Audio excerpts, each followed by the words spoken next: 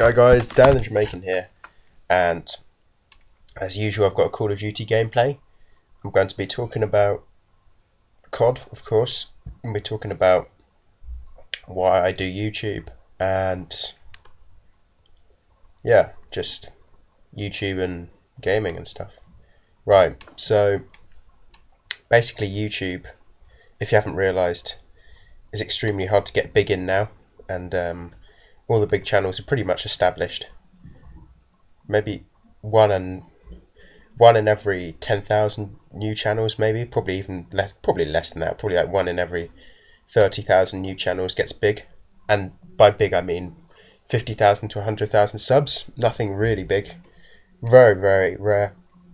YouTube is just fun. I enjoy uploading videos, talking about stuff I like, and it's just a hobby, especially when I can't actually play the game at the time, because a lot of the time, busy, because it's an 18 plus game. I'm 18, I'm playing. I admit I've played some of the older Call of Duties underage. I think everyone has, probably, apart from people that obviously the majority of people have. Now obviously a few of them are 16s, COD 5, well, it's 15, COD 4, 16, 15, same sort of thing. And then all the rest, apart from Ghosts, are 18s. So yeah.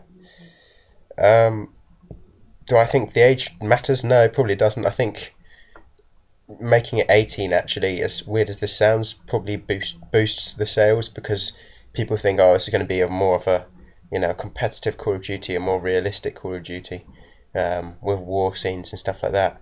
But if it's with 16, they think, oh, it's going to be catered for younger children, sort of thing. And that's sort of what Ghosts was catered for, I think. But yeah, whatever, who cares. Now, my favourite game mode in Call of Duty is Kill Confirmed, because you get awarded for the play of the game, for playing the objective, and you have more things to do than just kill people. Now, okay, there are other game modes where it's related to other things apart from killing, like Domination, Headquarters, but most people that are playing them, and this is true, are not playing the objective. They're playing to get kills. They will play a little. Some of them will play the objective a little bit, but the majority of them are trying to get as many kills as they can. I think actually not having KEMs, not having MOABs, not having nukes is the better thing, because it means people will probably focus less on getting the massive kill streaks and more on playing the objective.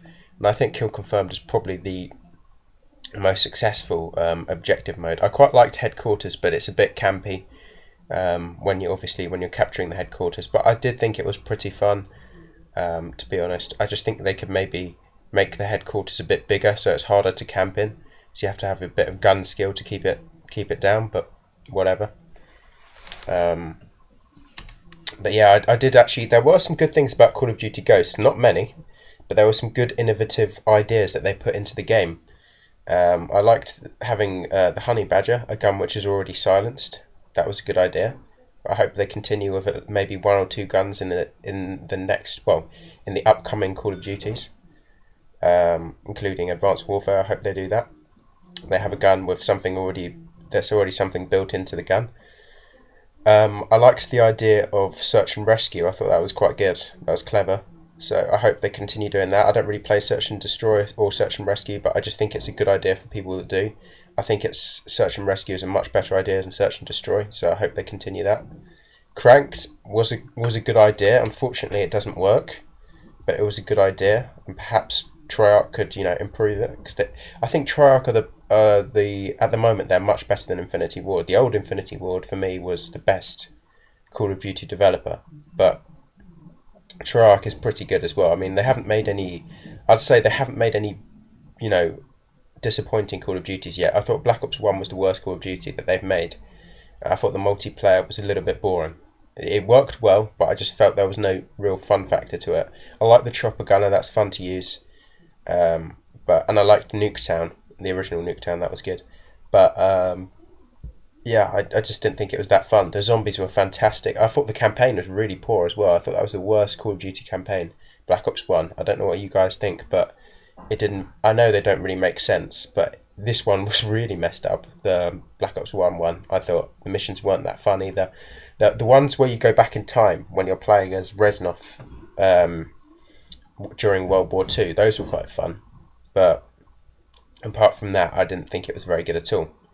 So that's just my opinion on that. A lot of people think Modern Warfare 2 is the worst campaign. In my opinion, it's a lot better than Black Ops 1, but it is, I would admit, it is probably the second worst campaign.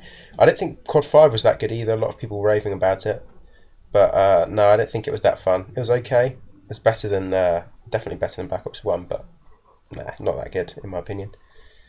But yeah, Black Ops 1 was a decent game. COD 5 was pretty fun. The maps were good on COD 5. Some of the guns were pretty fun to use, and it was the first one to have zombies, and the zombies were pretty good on COD 5. I mean, they've been pretty good in every game.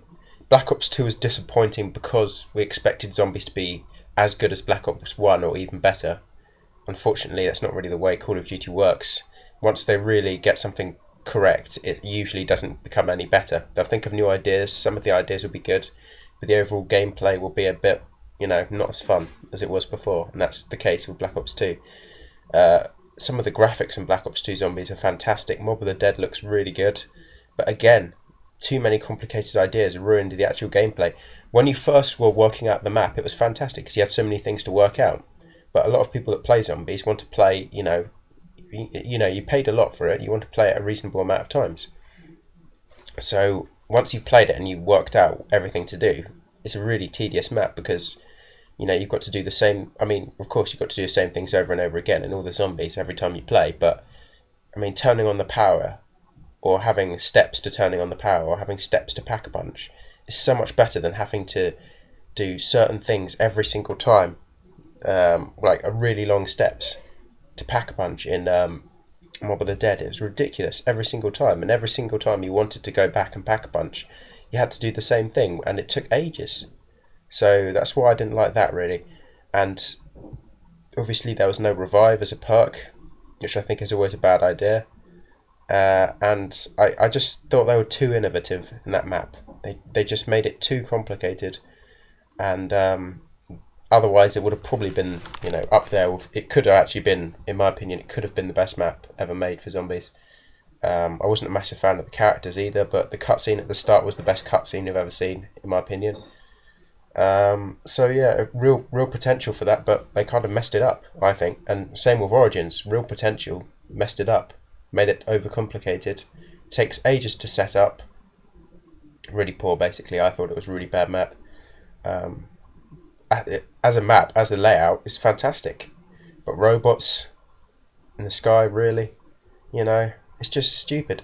Generators, every single time you have to go to every single generator to turn on the power. It's just a nightmare of a map, and I don't know what they were thinking really. Some people like it, but the majority of people didn't think it was that good. The simple maps like Doris, those are successful. Doris, Kino de Toten, 5, fantastic maps, simple. 5 was a little bit more complicated, but it's not complicated, let's be honest, and it was fun. And that's the end of my random ramble. Hope you enjoyed it. That was pretty fluent, actually, pretty fluent commentary. Letting people be aware of more stuff going on in Call of Duty. Okay guys, thanks for watching. Dan the Jamaican as always. There'll be many more of these. Peace.